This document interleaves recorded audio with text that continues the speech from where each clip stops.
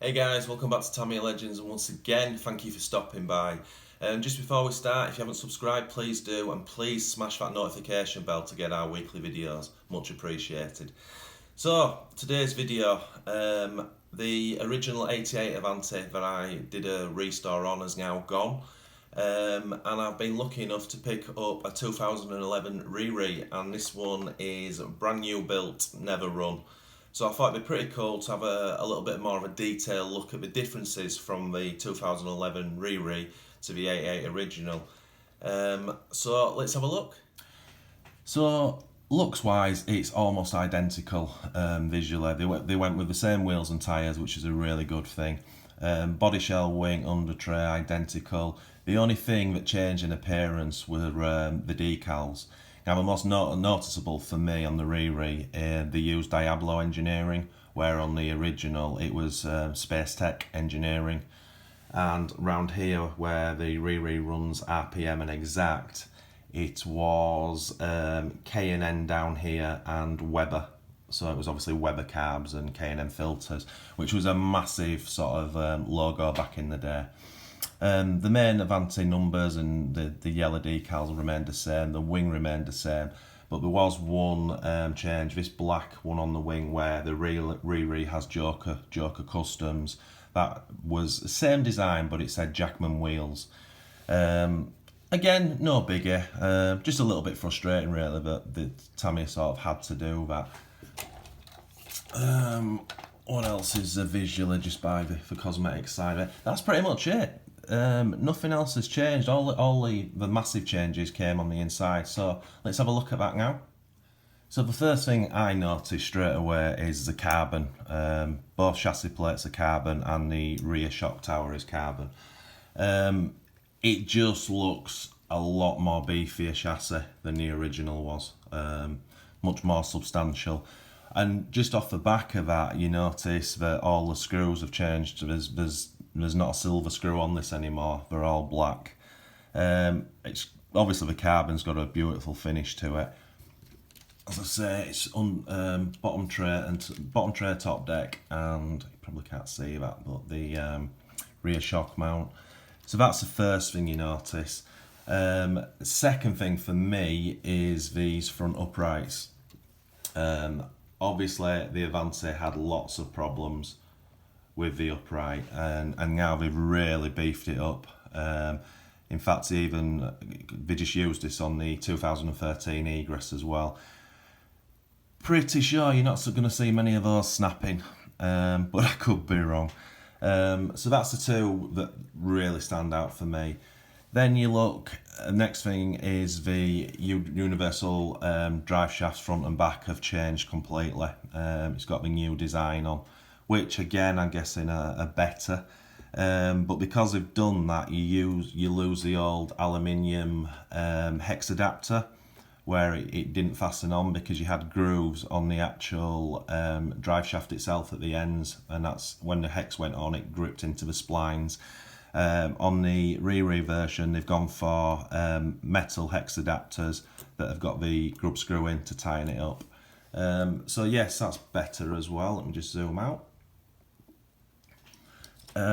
Just on the cosmetic side of it, the driver unit has changed ever so slightly, and I only found this out when I was doing the original. Pretty much everything else is the same. But this here, these three decals over this area, they have got a slight pattern on them if you look close to it. But on the original, it was this had a full like carbon effect, had a lot of white circles on it. And if you put them side by side, it looks completely different. Now it's no biggie, but it does make me wonder why they changed that. I think that was a little bit odd. But nevertheless, the cockpit unit looks awesome. What else have we got? Might as well just go on the motor now. So obviously the original Avante 88 came with the beautiful Technical motor, and I quite like what Tamiya did in 2011. Obviously they weren't going to release that motor again because of the old design, but what they already had the Tamiya GT tuned, which is just a 25 turn brush motor, and they gave it this fancy decal. Obviously Avante 2011 special, so that's pretty cool in itself. But I like what they did here. They put these zigzag lines down either side just to sort of kind of resemble the Technical motor, which is quite a nice effect. It also does come as standard with the Tamiya electronic speed controller in the kit, which is cool. So you get the motor and speedo with the kit. So on the rear end, as I said, carbon rear shock tower. I'll just zoom in on this so you can see it. They really did beef up this alloy unit here, which looks a lot different from the original.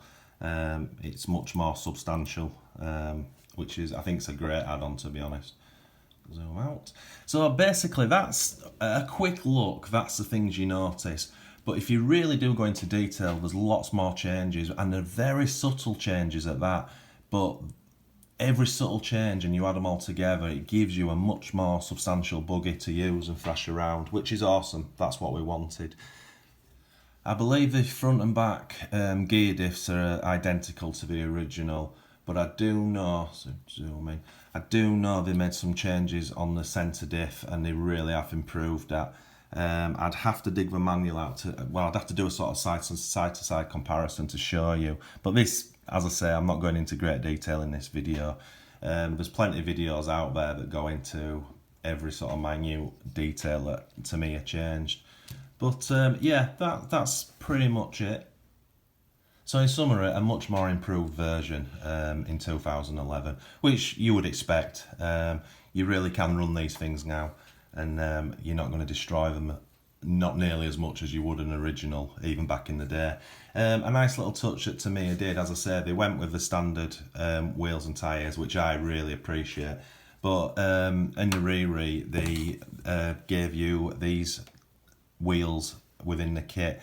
So it sort of kept the Avante look in colour and that, but I'm sorry, I don't know if you can see that, but you get front and backs properly, so you can get narrower front ones on, which was always a bit of a, using the fat front tyre in Avante was always a little bit of a downfall. Now these are a different diameter, these are a modern diameter, which allows you to use the new Tamiya tyres. Now I know they're not new, but they're way newer than these things. And obviously you don't use the cam lock mechanism, it's just a standard wheel nut. So I think that was a nice touch. So you can sort of keep these tyres for sure and use these if you're going to run them. Now I've had quite a few 2011 re-res. This is probably my fourth or thereabouts, and I've also had 2 or 3 originals. It's a big thumbs up from me, from Tamiya on this one, because they really have taken an original and made it a little bit better, and that's all you can ask for in a re-re, while still maintaining the original looks and the engineering that made it such an iconic car. As the majority of you guys who watch my stuff, the Avante is without shadow of a doubt my favourite Tamiya car of all time. So as I say, really chuffed I've got one. So the question is, what am I going to do with this one? Well, I've got a few options. The number one is really put a brushless system in it, run it on 2S, and just give it a really good bash. I've got a full spare set of wheels and tyres off the original to put on, so I won't damage these. So I think that's probably what I'm going to do, and get it out and get it running properly and do some jumps with it, because this thing can take it now. The other option is convert it to the Avante Black Special, which obviously it won't be identical, it'll be the clone.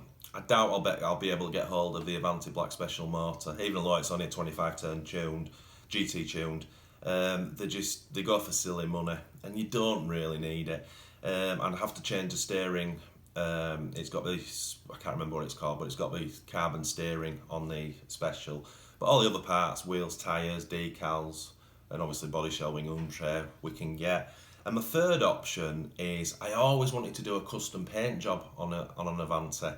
So using standard wheels, but just go for something really different, you know, possibly all white with some matching colour-coded decals.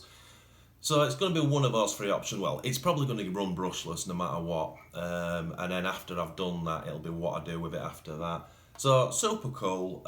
So I'll end that video here. And as always, guys, it's much appreciated you watching. And if you are new to this channel, if you could please consider liking and subscribing to support us, that'd be awesome. And hit that notification bell. And as always guys, happy RCing.